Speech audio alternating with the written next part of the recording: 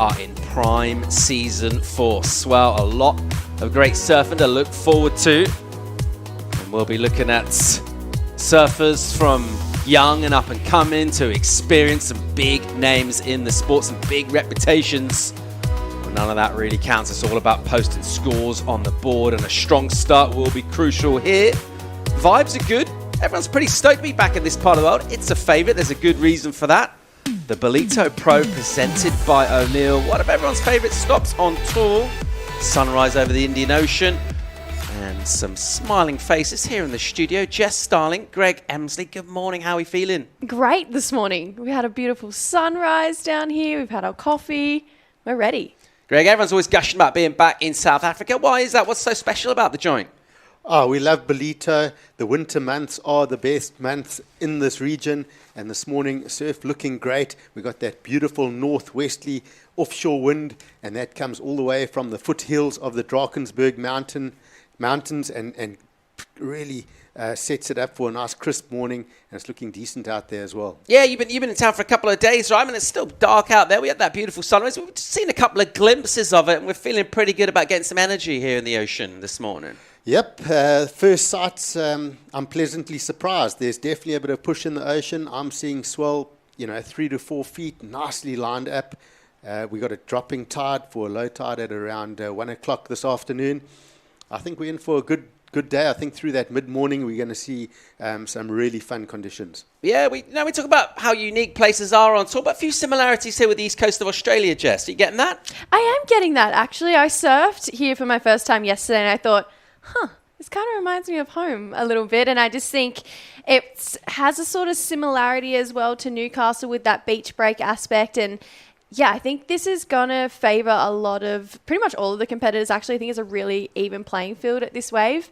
And this morning, I was pleasantly surprised with how much swell there was. You could kind of hear it while it was still dark. And watching some of the free surfers, I think it's going to be a great day of surfing. Yeah, in terms of getting underway on day one of competition, we're still waiting for the call here this morning, Greg, but obviously everyone very keen to get going this morning if we can. Yep, we've got a packed lineup. All the competitors are having their warm-up.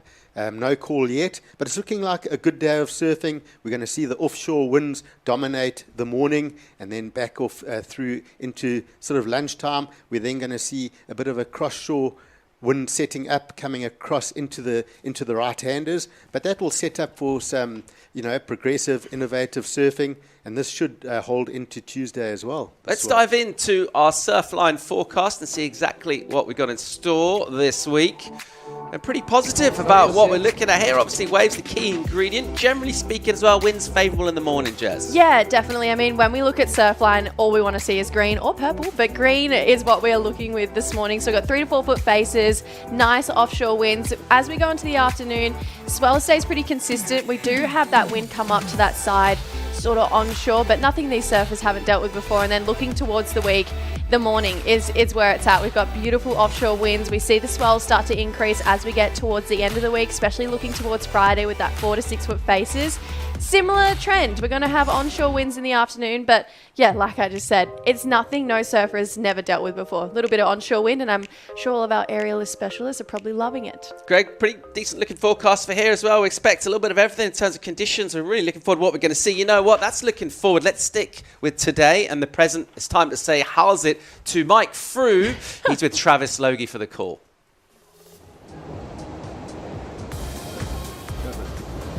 It's a crisp winter's morning down here in Ballito. A new swell filling in for day one of the Challenger Series. I'm Travis. What is the call for this morning? Good morning, Mike. Easy call this morning. We're on 7:30 a.m. start. We're going to bang the hammer with women's round of 48, followed by men's round of 80, and then we've got just enough time to squeeze in 2 more heats of the men's round of 64, the first 2 heats of that round at the end of the day. It's going to be a great day today. 30-minute heats, arguably the best day of the whole window, so we're going to capitalize on that. And Travis, with this new swell filling in, there's a lot of energy out there. How does the rest of the week look, looking at the forecast? As far as size is concerned, today's by far the biggest day of the window. I mean, it could change, but that's how it's looking. At the end of the day today, we are going to have some strong onshore winds, but we'll take it with the swell, We'll take it, so we're fine with that. And then the rest of the week, obviously, the swell gets a lot smaller, but the conditions are quite nice. So looking quite promising too. Great stuff, Travis. Back to you guys. Thanks, guys. Bit of a no-brainer, really, with those lines wrapping in. Greg, it looks really fun out there. We're on. Yeah, you can hear the ocean in the background. It's a strong swell breaking onto that shore break. High tide at the moment, but already looking fun. Tide dropping. As Trav mentioned, it's going to be a good day of surfing. On paper, it's looking like possibly one of the better days of the window. Challenger Series is the path to greatness, and that path got a little bit of a revamp recently, actually, and I think everyone can agree in a good direction here, Jess. A couple of changes on there, notably Pipe, of course, but Newcastle, so good they named it twice on the schedule. Yeah, it's a great looking schedule this year, and I love the fact that it rolls on to 2026 as well. So for all of us surf fans, this is great, more viewing for the rest of us. But yeah, Pipeline, it's a massive standout, and it's definitely the proving ground of surfing. We've said it for decades, and I think it was pretty pinnacle to have an event on the Challenger Series in Hawaii, and to be at Pipeline is just even crazy. And then we go back to Newcastle. There's so much prestige around SURFEST, and we saw the talent that we saw from Jacob Willcox, Kika Veselko, and it's looking good to crown some CT new rookies there. Greg, just from a surfer's point of view, having those extra events there, just more opportunity, takes away some of that chance factor for qualifying. Absolutely. Takes away the one-hit wonders. You need to get on a roll. You need the consistency. And then, of course, throwing in Pipeline, wave of consequence. We've got a good mix, 7 events. I love the look of it. We're looking forward to a great season on the CS. We're looking forward to a great day of competition here. We're on this morning. We're looking forward all week as well. A lot of talking points to break down. We're going to get a quick commercial break. When we come back, we're going to talk about the men. More live action from the Ballito Pro presented by O'Neill from Dawn Patrol real soon.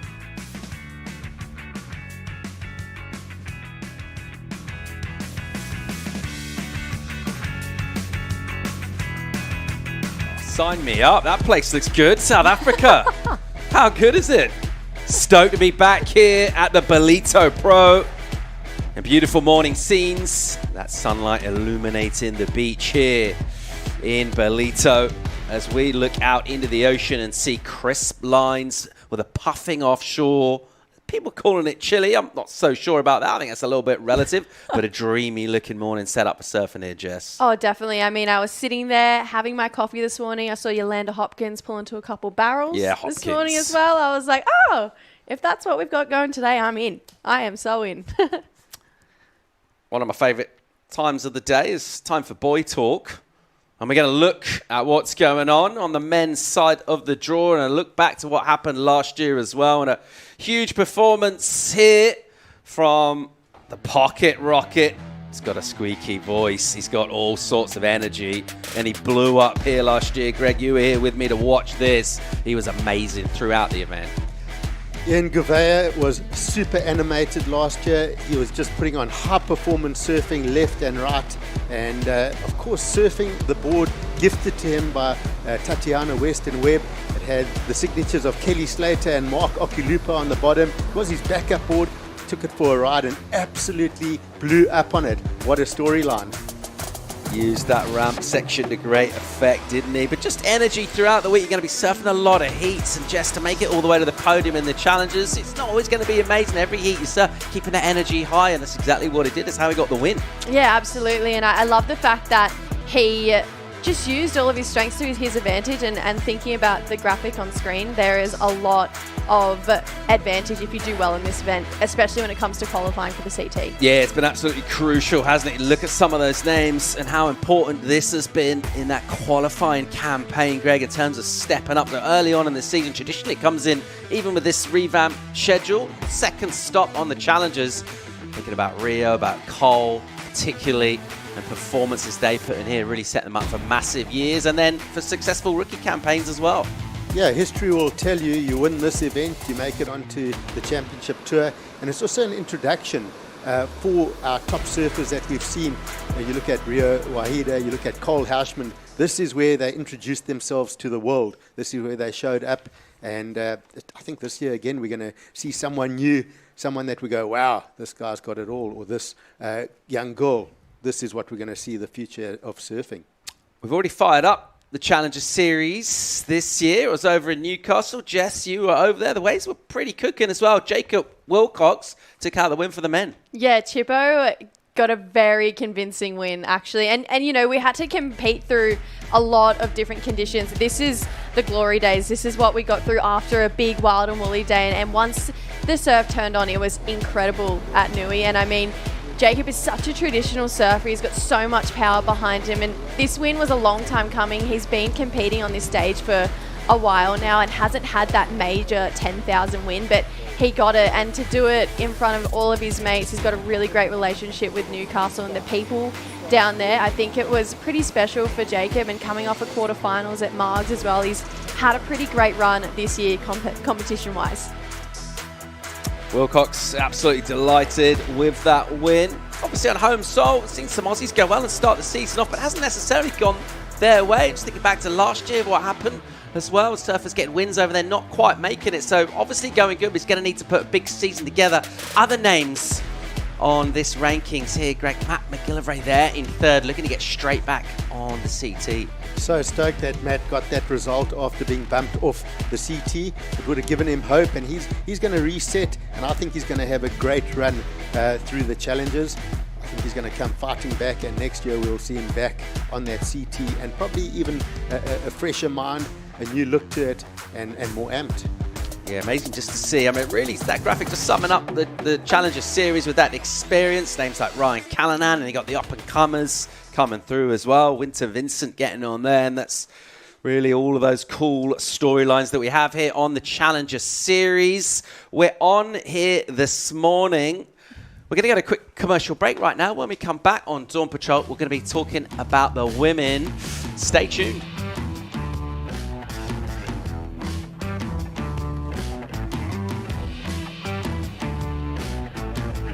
Welcome back to Dawn Patrol. It's the Ballito Pro presented by O'Neill, the Dolphin Coast of Quadakuza. Stop 2 on the Challenger Series this year. Day 1 of competition. The great news is we've had a call from Trav, and we're on here this morning. A little glimpse of the ocean there. Some last warm-up waves going down. There'll be a few nerves amongst some of the field here, Jess. Yeah, definitely. I think I would call it like angst, because I think when you hit Newcastle and say you don't have that dream run, you don't have that amazing first event, all of these competitors are just like, get me into another heat. So the fact that they've come here, you know, just a couple of weeks later, I think there's a lot of angst just to compete again. Oh, that's because the high stakes are going to the Championship Tour, the CT. And of course, we just wrapped up over there in Saquarema, Brazil. We had a pretty stunning wildcard performance from Arena Rodriguez, and she got the wildcard. That was cool. And she said, you know what? That yellow jersey on Gabby Bryan's back, she kind of ripped it off her back, kind of rugby passed it to Pickles. That was cheeky. Yeah, it was cheeky, wasn't it? I mean, Arena's had an incredible year. She started off at the World Juniors, then is on the Challenger Series. Now she's got her first wildcard appearance onto a Championship Tour event and dominated. It's not an easy task to take down world number 1, but she did it. And Gabby Bryan's been in such great form as well. Got a quarterfinal appearance in her first ever CT. Not many people go and do that. It's incredible. What a storyline for Arena Rodriguez, and that youthful energy taking on some real heavy hitters. The most powerful surfer in the world in terms of Gabby Bryan. Wasn't phased at all, but her day job will be trying to qualify, and that's what she'll be trying to do here. And of course, as we mentioned, stop 2 on that Challenger Series we've already run in Newcastle, and we saw major success for one of our surfers out of Europe, Kika Veselko. She's a powerhouse. She's full aggression. She tore into this. Oh, definitely. And like I mentioned, we had this big wild and woolly day. And then if you got through that, you really got to reap the rewards and get really pumping, beautiful Newcastle. And Kika just showcased her rail game, how sharp she was. And I think we all learnt that she has a new claim, and it's the bull. There it is there. And it was what she was doing when she won her World Junior title as well. And she just was surfing like a bull, just powerhouse, start to finish. She ended up on the rock a couple of times, and a lot of tears from Kika that day, because that is a massive win in the schemes of her career. Yeah, she's an emotional campaigner and she's flying high. The Portuguese flag leading the ratings at the moment as we take a look at them. And that classic story about experience and then youth, Greg, that's what we're seeing here right up the top. Look at Sal in second, but in third place, really one of the biggest names in the Challenger Series in terms of the kind of fire and the hype, Tia Zabrowski. Yeah, and Tia we'll see in the first heat of the morning. So excited for that. Sally just, you know, tour veteran, just so hard to beat. She just feels like she's going to be around forever because she's so youthful and her surfing keeps getting better. And, you know, there's a lot of new names in here as well. Kira Pickington as well has been impressive. I've seen her in the free surfs and the other event in the build-up to this. So looking forward to her performance. Just in that top 10 rankings or just in general, who are you fancying from the women's side to go well in this event? And name someone you're watching in free surfing or from all the heats you saw in Newcastle. Who's standing out for you? Tia Zabrowski, I mean, you know, we just mentioned her, but I honestly, you could give her a spot on tour today and she would perform. She's at that level now, and she's so young too. She's 14, but just the way she competes and holds herself in a jersey as well, I just think she's going to do damage, and I see world title in her future for sure. All right, we're setting up for a really fun day of competition here and a really fun week as well. That's what Ballito always delivered. Again, we're on here this morning. Time for a quick commercial break. When we come back, live action from the Ballito Pro. Stay tuned.